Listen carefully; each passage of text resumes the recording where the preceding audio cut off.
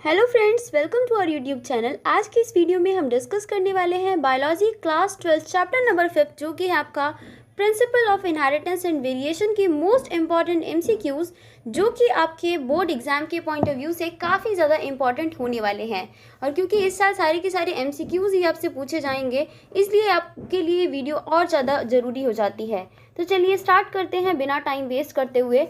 हमारा first question है, in sickle cell anemia, glutamic acid is replaced by the valine. Which one of the following triplet codon for the valine?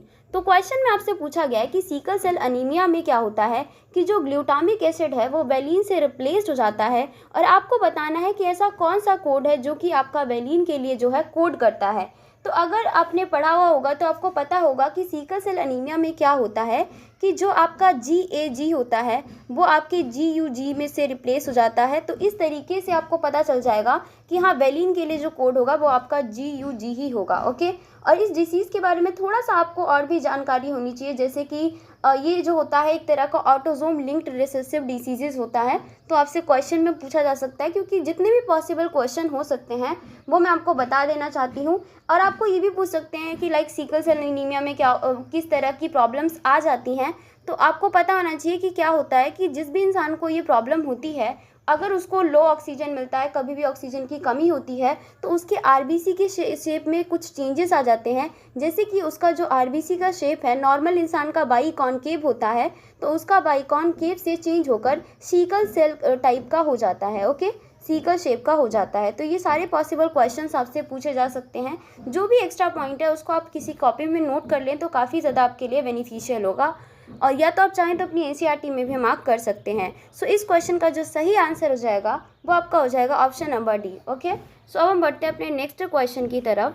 Question number 2 है कि जो ZW type of sex determination हमें कहाँ पर देखने को मिलता है। हमें 4 ऑप्शन दिए गए हैं, प्लेटिपस, स्नेल्स, कॉकरोच और पिकॉक। तो आपको पता होना चाहिए कि जो Z और ZW type of sex determination होता है वो आपका केवल वर्ड्स में ही पाया जाता है। तो यहाँ पर जो भी आपको वर्ड दिख रहा है वही आपका सही आंसर हो जाएगा। तो प्लेटिपस तो एक तरह का मैमल होता है ना, स्नेल तो भाई बिल्कुल भी वर्ड नहीं है, कॉकरोच जो है वो भी वर्ड नहीं है। तो इसका मतलब इस क्वेश्चन का सही आंसर होगा आपका option number D, that is your peacock. Okay, next question है question number 3। In a dihybrid cross if you get 9:3:3:1 it denotes that. तो कि आपको पता है कि डाई हाइब्रिड क्रॉस में आपको ये रेशोज मिलते हैं, तो इसका क्या मतलब है।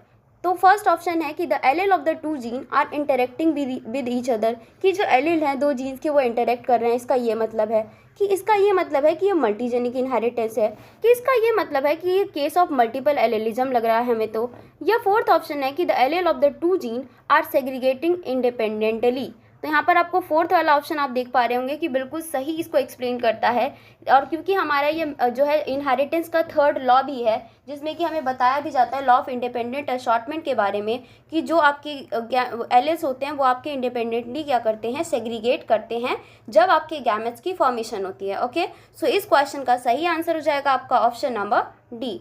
अब हम बढ़ते हैं अपने नेक्स्ट क्वेश्चन की तरफ।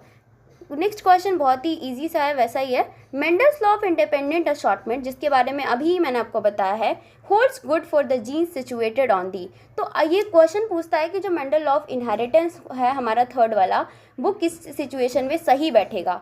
तो वो फर्स्ट है ऑप्शन नॉन होमोलोगस क्रोमोसोम के केस में, कि होमोलोगस क्रोमोसोम होना चाहिए, कि एक्स्ट्रा न्यूक्लियर जेनेटिक एलिमेंट के केसेस में, कि सेम क्रोमोसोम के केसेस में। तो आपको पता होना चाहिए कि जो Mendel law of independent assortment है वो तभी आपका सही तरीके से वर्क करेगा जब हम होमोलोगस क्रोमोसोम की बात करेंगे। सो होमोलोगस क्रोमोसोम क्या होता है वो मैं आपको थोड़ा सा एक्सप्लेन कर देती हूँ। सो ऐसा क्रोमोसोम, ऐसे हमारे पेयर्स ऑफ क्रोमोसोम्स होते हैं जिनमें कि क्या होता है कि एक ही पोजीशन पे अगर हम चले जाएं तो दोनों ही क्रोमोसोम में उसी चीज़ के लिए ही एलेल्स अलग अलग पाए जाते हैं। जैसे कि अगर यहाँ पे आई कलर का जीन है तो यहाँ पर भी आई कलर का ही जीन रहेगा इस पोजीशन पे। तो इसको हम बोलते हैं होमोलोगस क्रोमोसोम, जिसमें से कि एक हमें अपनी मॉम से मिलता है और एक हमें क्या में होता है, अपने पापा से मिलता है। इसी को हम होमोलोगस क्रोमोसोम कहते हैं। अब हम बढ़ते हैं अपने नेक्स्ट क्वेश्चन की तरफ। क्वेश्चन नंबर 5 है, ओकेजनली अ सिंगल जीन में express more than one effect, this phenomena is called. तो कई बार ऐसा होता है कि एक जो सिंगल जीन है वो एक से ज़्यादा इफेक्ट को शो करता है। इस फिनोमिना को क्या कहा जाता है। तो यहाँ पे आपको ऑप्शन दिए गए हैं, मल्टीपल एलिलिज्म कहा जाता है, कि मोजेकिज्म कहा जाता है, कि प्लियोट्रॉपी कहा जाता है, कि पॉलीजेनी कहा जाता है। तो प्लियोट्रॉपी एंड पॉलीजेनी में आप लोग थोड़ा थोड़ा जो है वो हो सकते हैं कि हाँ इन दोनों में से कौन सा आंसर होगा, बट आपको याद रखना है कि इस पर्टिकुलर सिचुएशन को हम प्लियोट्रॉपी कहते हैं। और इसका जो एग्जाम्पल होता है वो आपका होता है फिनाइल कीटोन्यूरिया। फिनाइल कीटोन्यूरिया एक ऐसी डिसीज़ है जिसमें कि क्या होता है कि आपका म्यूटेशन हो जाता है ऐसे जीन में जो कि आपका कोड करता है फिनाइल एलेनाइन हाइड्रोक्सीलेज एंजाइम के लिए। तो इस केस में क्या होता है कि जो आपका ये एंजाइम है, पर्टिकुलर एंजाइम, वो नहीं बन पाता है, जिसके कारण कि बॉडी में बहुत से इफेक्ट देखने को मिलते हैं। फर्स्ट इफेक्ट होता है आपका मेंटल रिटार्डेशन, जिसमें कि थोड़ा आप मेंटली वीक हो जाते हैं। नेक्स्ट होता है रिडक्शन इन हेयर, आपके बाल वगैरह भी झड़ने लगते हैं काफ़ी ज़्यादा से, और आपकी स्किन जो होती है वो भी काफ़ी ज़्यादा पिगमेंटेड सी लगने लगती है। ठीक है, तो ये सारी बातें आपको इस पर्टिकुलर बीमारी से रिलेटेड पता होनी चाहिए। नेक्स्ट क्वेश्चन की तरफ बढ़ते हैं। Question number 6, in the F2 generation of the Mendelian dihybrid cross the number of the phenotype and genotype are, कि जो मेंडल का डाईहाइब्रिड क्रॉस होता है उसमें कितने फिनोटाइप एंड कितने जीनोटाइप होते हैं। तो आप चाहो तो आप क्रॉस करके भी इस क्वेश्चन का आंसर निकाल सकते हो, लेकिन वो काफ़ी ज़्यादा लंबा पड़ जाएगा। मैं आपको यही कहना चाहूँगी कि आपको इस क्वेश्चन का आंसर रट लेना चाहिए, तो आपके लिए ज़्यादा बेनिफिशियल रहेगा। ठीक है, तो इस क्वेश्चन के लिए जो सही आंसर हो जाएगा वो आपका हो जाएगा ऑप्शन नंबर डी, कि जब आपका डबल हम डाईहाइब्रिड क्रॉस करवाते हैं उस टाइम पे हमें 4 तरह के फिनोटाइप मिलते हैं। वो तो आपको पता ही चल जाएगा 9:3:3:1 से। जीनोटाइप बस आपको थोड़ा सा लर्न करना पड़ेगा कि हाँ जीनोटाइप जो हमें मिलते हैं वो 9 तरह के अलग अलग तरह के जीनोटाइप हमें मिलते हैं। अब हम चलते हैं अपने नेक्स्ट क्वेश्चन की तरफ। क्वेश्चन नंबर 7 है, dash pairs of the contrasting trait were studied by the Mendel in the P plant, कि मेंडल ने आखिरकार कितनी कॉन्ट्रास्टिंग ट्रेट्स को पढ़ा था पी प्लांट के अंदर। तो उसने आपको पता है कि 7 तरह के जो हैं उसने पेयर्स ऑफ कॉन्ट्रास्टिंग ट्रेट को पढ़ा था। आप चाहें तो एनसीईआरटी की टेबल से भी रेफर कर सकते हैं, क्योंकि एनसीईआरटी में डायरेक्टली एक टेबल दिखाया गया है जिसमें कि बताया गया है, और वो टेबल वो फिगर 5.1 में भी उन्होंने अच्छे से दिखाया हुआ है, टेबल 5.1 में भी दिया गया है। आप चाहे तो एक बार गिन भी सकते हैं, कोई दिक्कत की बात नहीं है।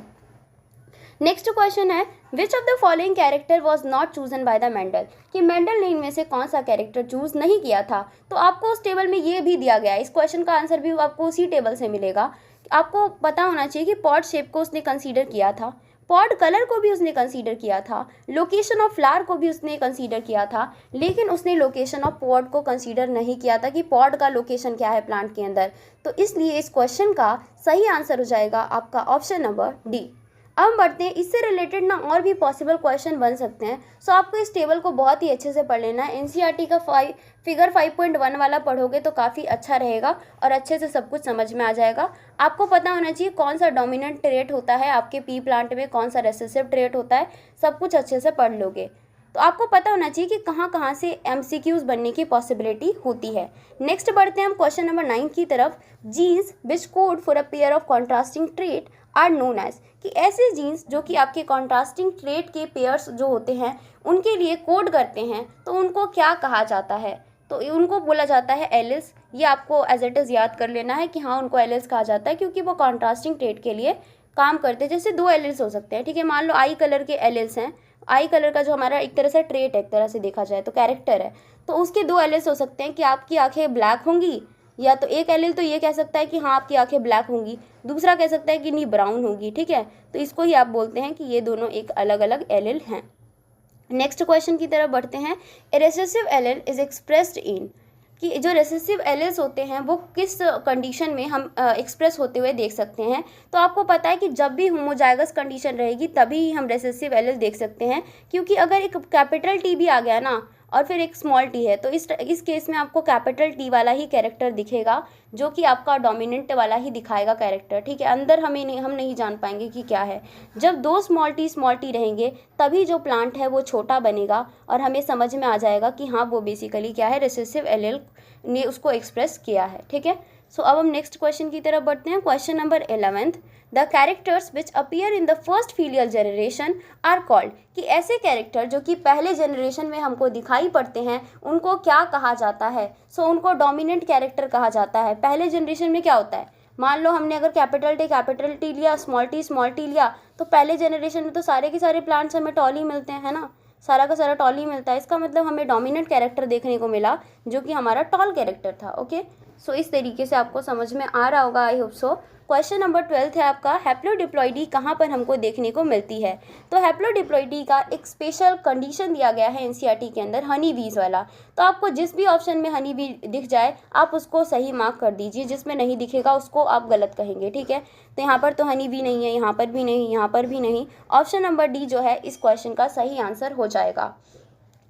क्वेश्चन नंबर 13 की तरफ बढ़ते हैं। To determine the genotype of a tall plant of the F2 generation, Mendel crossed this plant with the dwarf plant. This cross represent a।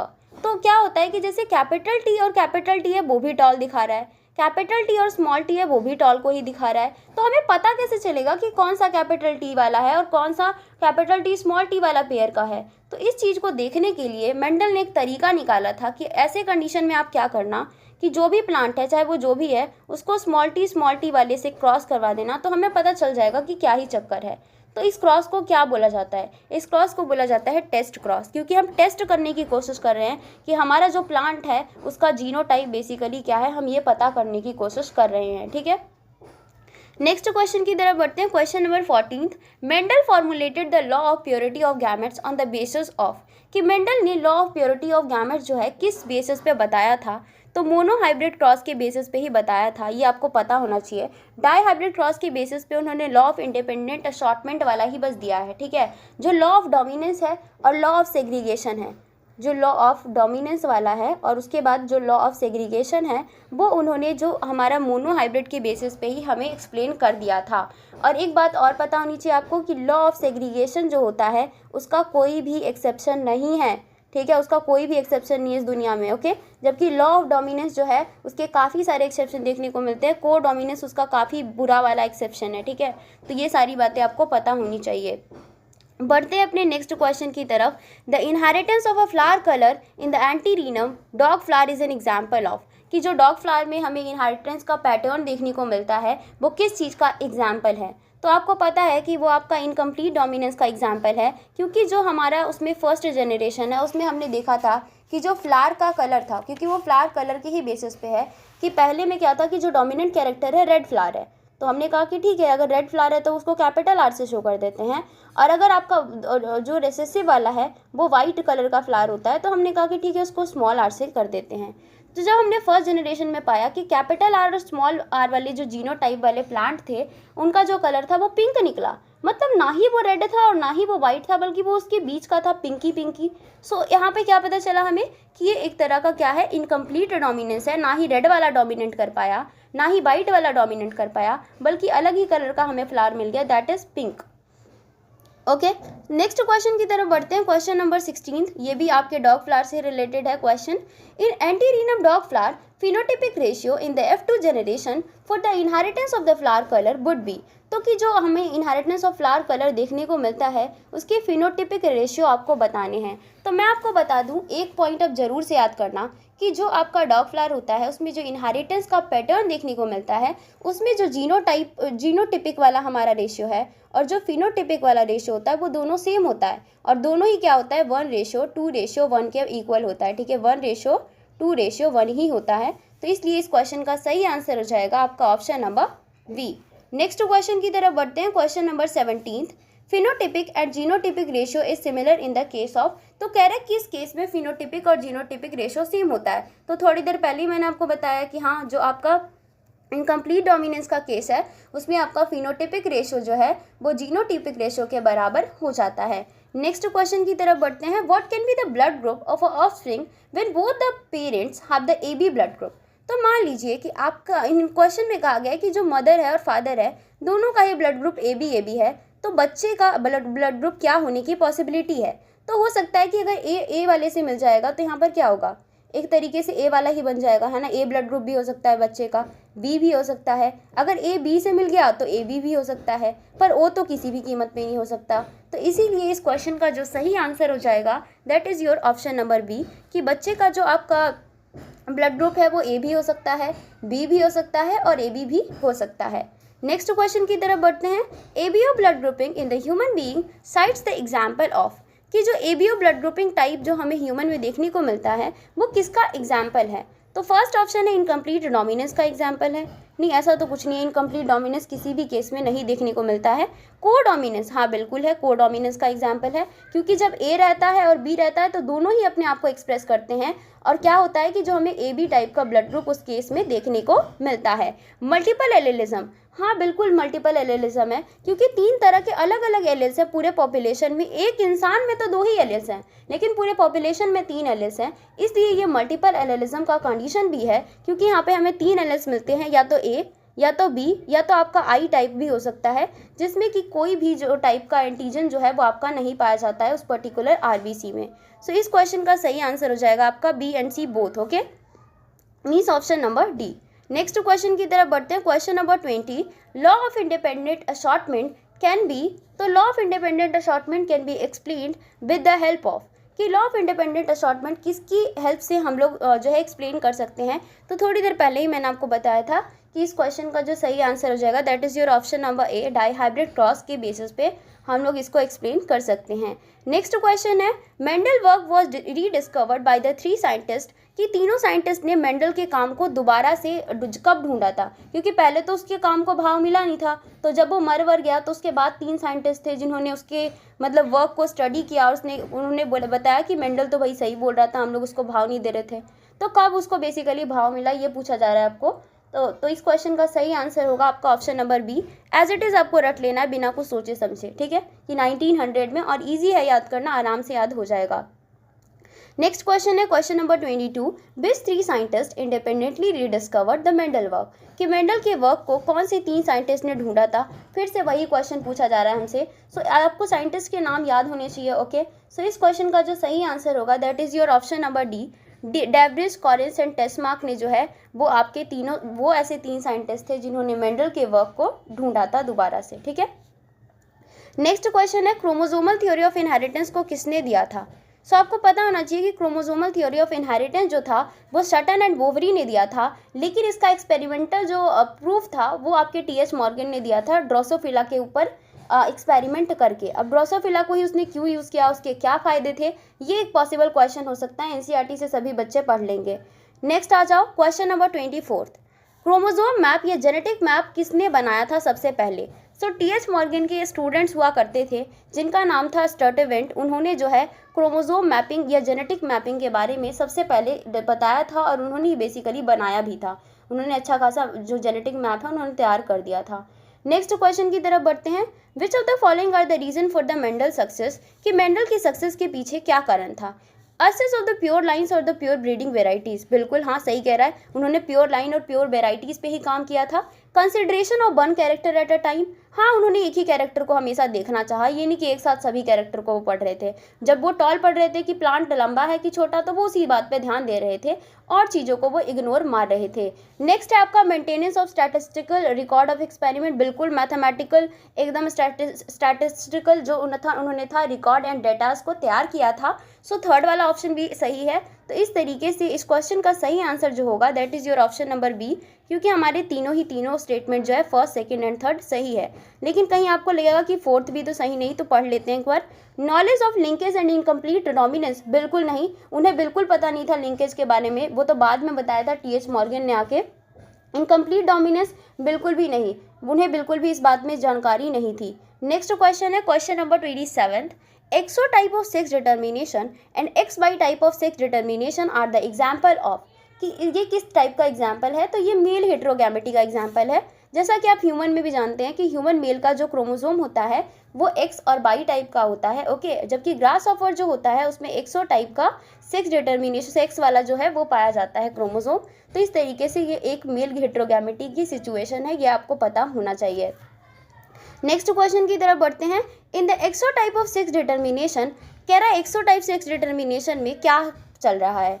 तो फर्स्ट ऑप्शन है कि female produce 2 different types of gametes, बिल्कुल भी नहीं, अभी हमने discuss किया है कि मेल हेटेरोगैमेटी है, मतलब मेल 2 अलग अलग तरह का जो है गैमेट बना रहा है। Male produce 2 different type of gametes, बिल्कुल सही आंसर लग रहा है देखने में तो हमें। तो हाँ, इस क्वेश्चन का जो सही आंसर होगा that is your option number B. Third वाला भी देख लेते हैं, कह रहा है female produce gametes with by chromosome, गलत कह रहा है बिल्कुल। फीमेल तो क्या होता है एक्स वाला ही बनाती है। Males produce gametes with by chromosome, बिल्कुल गलत ही कह रहा है, ठीक है, तो ये सारा गलत है, आपका ऑप्शन नंबर बी बस सही है। नेक्स्ट क्वेश्चन की तरफ बढ़ते हैं। Question number 29।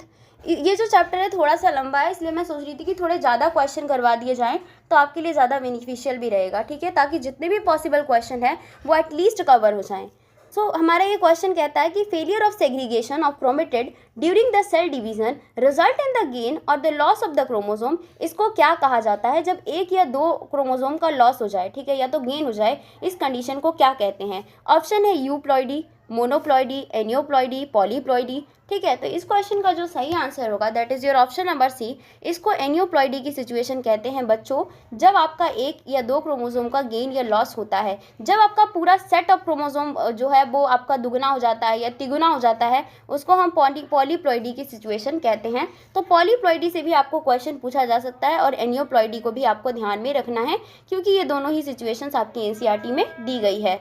नेक्स्ट क्वेश्चन की तरफ बढ़ते हैं। ट्राइसोमी इज रिप्रेजेंटेड बाय, कि जो ट्राइसोमी की कंडीशन बनती है उसमें क्या होता है? तो उसमें क्या होता है ना कि जो 2n नंबर ऑफ क्रोमोसोम है वो तो होता ही है, प्लस में एक क्रोमोसोम एक्स्ट्रा आ जाता है, ठीक है, इसको ही बोलते हैं कि ट्राइसोमी की कंडीशन बन गई। तो इसलिए इस क्वेश्चन का सही आंसर हो जाएगा आपका option number D. Next question है Klinefelter syndrome is characterized by the karyotype of, कि क्लिनफेल्टर सिंड्रोम में कैरियोटाइप किस टाइप का होता है? तो क्लिनफेल्टर सिंड्रोम में जो है वो आपका XXY टाइप का जो है वो आपका कैरियोटाइप पाया जाता है, जबकि टर्नर सिंड्रोम में क्या होता है कि आपका एक एक्सो वाला पाया जाता है, ठीक है। तो ये दोनों के ऊपर क्वेश्चंस आपसे पूछे जा सकते हैं, सो आपको पता होना चाहिए।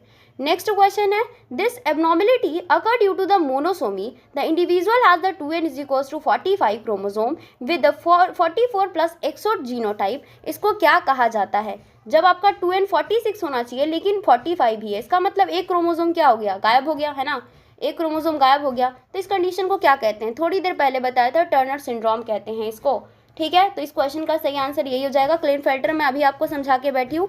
डाउन सिंड्रोम में ट्राइसोमी हो जाती है। एडवर्ड सिंड्रोम हमारे जो है सिलेबस में नहीं है, इसलिए हम इतना ध्यान नहीं देंगे, बस इसको इग्नोर करेंगे, ठीक है।